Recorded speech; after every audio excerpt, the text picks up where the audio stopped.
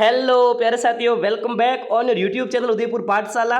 तो प्यारे साथियों, आज का वीडियो बहुत इंपॉर्टेंट होने वाला है। बात करने वाले हैं बीएसटीसी की कॉलेज के अंदर ऑफलाइन रिपोर्टिंग के लिए कौन कौन से डॉक्यूमेंट्स काम में आने वाले हैं। यदि इनमें से आपके पास में डॉक्यूमेंट नहीं है, ठीक है, तो आप इस डॉक्यूमेंट को तैयार करवा लीजिएगा। यदि आपके पास में है तो ढूंढ करके उसको अपने पास तैयार रख लीजिएगा, उसकी फ़ोटोकॉपीज़ करवा लीजिएगा, ठीक है। तो कुल लगभग 20 डॉक्यूमेंट की लिस्ट मैं आपको देने वाला हूँ। ये डॉक्यूमेंट्स आपके कॉलेज की रिक्वायर्ड के अनुसार या कॉलेज की मांग के अनुसार काम में आने वाले हैं, ठीक है। तो बिल्कुल ये वीडियो लास्ट तक देखते जाइएगा। यदि इसमें से एक आध डॉक्यूमेंट भी नहीं होता है और कॉलेज मांग लेता है, कॉलेज जिद कर लेता है कि नहीं ये डॉक्यूमेंट तो हमको ला कर देना ही पड़ेगा आपको, ठीक है। यदि आपके उस डॉक्यूमेंट में प्रॉब्लम है किसी प्रकार की, ठीक है, तो वो भी आप चेक कर लीजिएगा, ठीक है, डेटा भी चेक कर लीजिएगा, ठीक है। तो चलो शुरू करते हैं आज की इस वीडियो को, शानदार वीडियो को, धमाकेदार वीडियो को।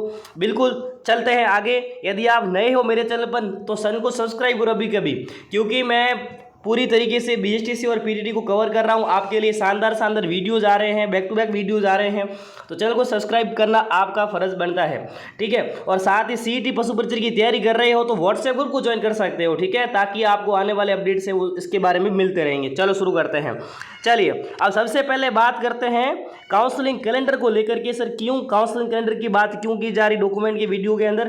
तो आपको डॉक्यूमेंट कब चाहिए होंगे, पहली बात ये करते हैं, ठीक है। आपको डॉक्यूमेंट चाहिए होंगे, देखो, अभ्यर्थियों द्वारा स्वयं उपस्थित होकर के आवंटित अध्यापक से संस्थान रिपोर्टिंग करना। 5 अगस्त से लेकर के 12 अगस्त के बीच में आपको कॉलेज में जाकर के डॉक्यूमेंट है वो जमा करवाने पड़ेंगे। इससे पहले आप क्या करोगे, इससे पहले जो आपको कॉलेज मिलेगा उस कॉलेज के अलॉटमेंट लेटर को डाउनलोड करने के लिए आपको 4 डॉक्यूमेंट अपलोड करने पड़ सकते हैं। 10वीं 12वीं की मार्कशीट, जाति प्रमाण पत्र, खुद का फोटो हो सकता है या फिर शपथ पत्र, जैसा कि बीटीटी के विद्यार्थी अपलोड कर रहे हैं अलॉटमेंट लेटर डाउनलोड करने के लिए। वो आपको साइट पर अपलोड करने पड़ेंगे 4 तारीख के बाद में। और बाकी सारे डॉक्यूमेंट आपको 4 तारीख से लेकर के 5 तारीख से लेकर के 12 तारीख के बीच में आपको कॉलेज में ले जा करके जमा करवाने पड़ेंगे, ठीक है। कॉलेज उनको वेरीफाई करेगा, उनको चेक करेगा, ठीक है। ये हो गई कब आपको डॉक्यूमेंट चाहिए होंगे। यानी आपको 4 तारीख तक क्या कर लेना है आपको, यदि आपके पास किसी भी प्रकार डॉक्यूमेंट नहीं है तो आप डॉक्यूमेंट तैयार करवा सकते हैं। आपके पास में मात्र 15 दिन शेष रहे हैं, ठीक है। आज का दिन यदि साथ में इंक्लूड हम करते हैं तो ठीक है, इस बात का आपको ध्यान रखना है। चलो अब सबसे पहले जो आपकी गाइडलाइन जारी हुई है काउंसलिंग को लेकर के, उसमें क्या लिखा हुआ है वो भी चीज़ देख लेते हैं, ठीक है। उसमें लिखा हुआ है कि आवंटन की प्रक्रिया काउंसलिंग पूर्णतः ऑनलाइन है, ठीक है। अब काउंसलिंग के अंदर आपको डॉक्यूमेंट नहीं चाहिए होंगे। काउंसलिंग के अंदर आपको काउंसलिंग आईडी चाहिए होगी, उसके माध्यम से आप पेमेंट करोगे 3000 रुपये का, और उसी के माध्यम से आप क्या करोगे, कॉलेज चॉइस भरोगे काउंसलिंग आईडी के माध्यम से, ठीक है। वो आपकी रिजल्ट के अंदर दे रखी है काउंसलिंग आईडी, ठीक है। तो आपको काउंसलिंग के टाइम डॉक्यूमेंट्स नहीं चाहिए, ठीक है। अब काउंसलिंग के टाइम जो आप 3000 रुपये पे कर रहे हो, 3000 रुपये, इसकी स्लिप आप याद करके जरूर निकलवाना। मित्र वाले को बोला कि स्लिप निकाल के दो मुझे, ताकि मेरे वो एडमिशन के टाइम कॉलेज में ये काम आएगी, कॉलेज वाले इसको मांगेंगे आपसे, ठीक है, कि आपने 3000 रुपये भरे थे तो इसका हमको प्रूफ दो, ठीक है।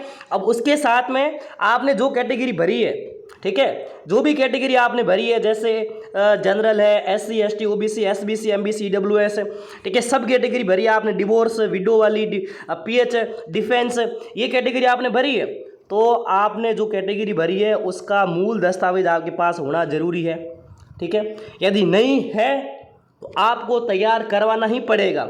यदि आपने ये कोई कैटेगरी भर रखी है तो आपको तैयार करवाना ही पड़ेगा, ठीक है। ये डॉक्यूमेंट तैयार करवाना ही पड़ेगा।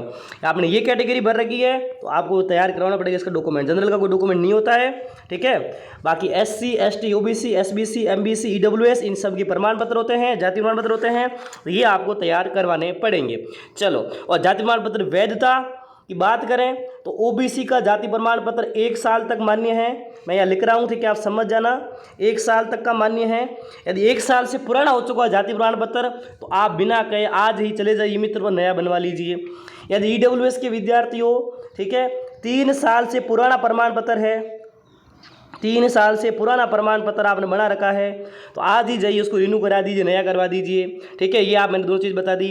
बाकी एससी एसटी के विद्यार्थियों के लिए कोई वैधता नहीं होती है, आजीवन वैध होता है, ठीक है, प्रमाण पत्र। चलो बाकी बात करते हैं, आगे चलते हैं। और आपने यदि पीएच कैटेगरी भर रखी है तो 40 से अधिक क्या होना चाहिए, आपके पास विकलांगता का सर्टिफिकेट होना चाहिए, दिव्यांगता सर्टिफिकेट होना चाहिए, ठीक है। समझ गए मेरी बात? नहीं तो आपको लाभ नहीं मिलेगा इसका, आप जनरल कैटेगरी में चले जाओगे फिर, ठीक है। चलो ओके, और साथ ही ये भी चेक कर लो आप कि आपके यदि आप जनरल ईडब्ल्यूएस से हो आपके 12वीं में 50% है कि नहीं है, नहीं है 12 में 50% तो आप काउंसलिंग मत करवाना।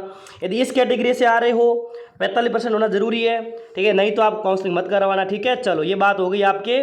चलिए अब बात करते हैं लाइन टू लाइन 20 पूरे डॉक्यूमेंट को लेकर के, ठीक है ना। एप्लीकेशन फॉर्म आपके पास होना चाहिए, जो आपने जब फॉर्म भरा था BSTC का वो। एडमिट कार्ड आपका निकला था जब आपने एग्ज़ाम दिया था वो आपके पास होना चाहिए, ठीक है। 3,000 रुपये फीस भरोगे आप, उसके चालान आपके पास होना चाहिए। 13,000 फर्स्ट ईयर की फीस भरोगे आप कॉलेज मिलने के बाद में, तो ये आपके पास होना चाहिए। 10वीं की मार्कशीट होनी चाहिए, 12वीं की मार्कशीट आपके पास होनी चाहिए, ठीक है। 7वां आपके पास में BSTC के रिजल्ट की मार्कशीट होनी चाहिए, जो आप रिजल्ट आया अभी आपके, इसकी रिजल्ट की मार्कशीट निकलवा लीजिए आप इंटरनेट वाली, ठीक है।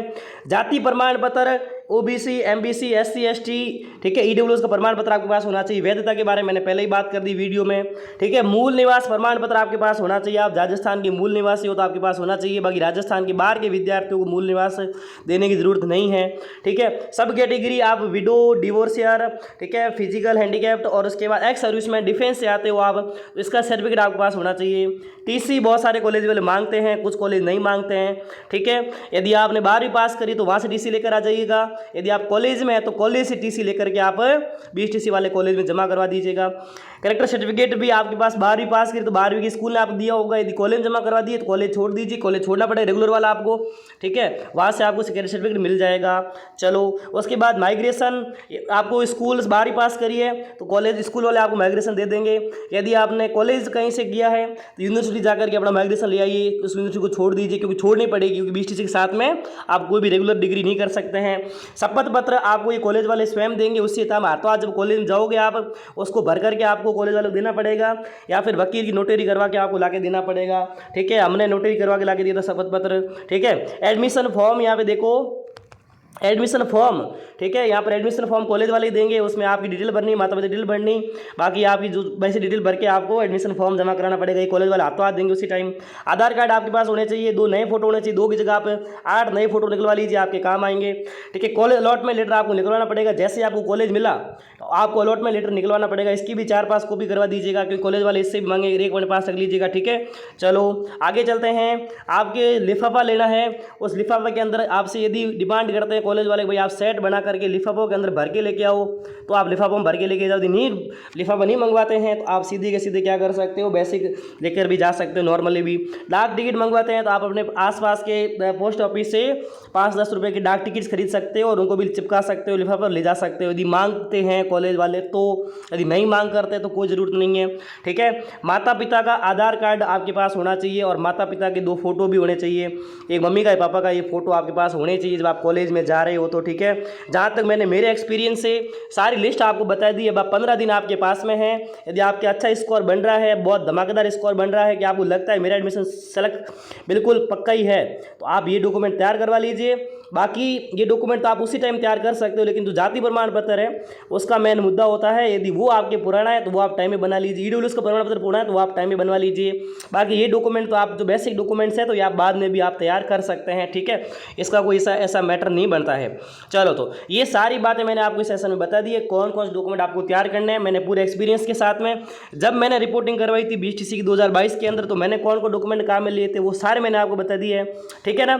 तो बाकी ये वीडियो कैसा लगा मुझे कमेंट करके बता सकते हो। बाकी अगला वीडियो आएगा जस्ट थोड़ी देर बाद में, 2 घंटे बाद में, जिसमें बताने वाला हूँ कि काउंसलिंग किस तरीके से करवानी है, किस तरीके से आपको कॉलेज भरना है, क्या गलती नहीं करनी कॉलेज भरते टाइम, ठीक है ना। तो इसको लेकर के वीडियो आएगा, आप उस वीडियो के लिए तैयार रहिएगा। तो मिलते हैं अगले सेशन में, तब तक के लिए जय हिंद जय भारत।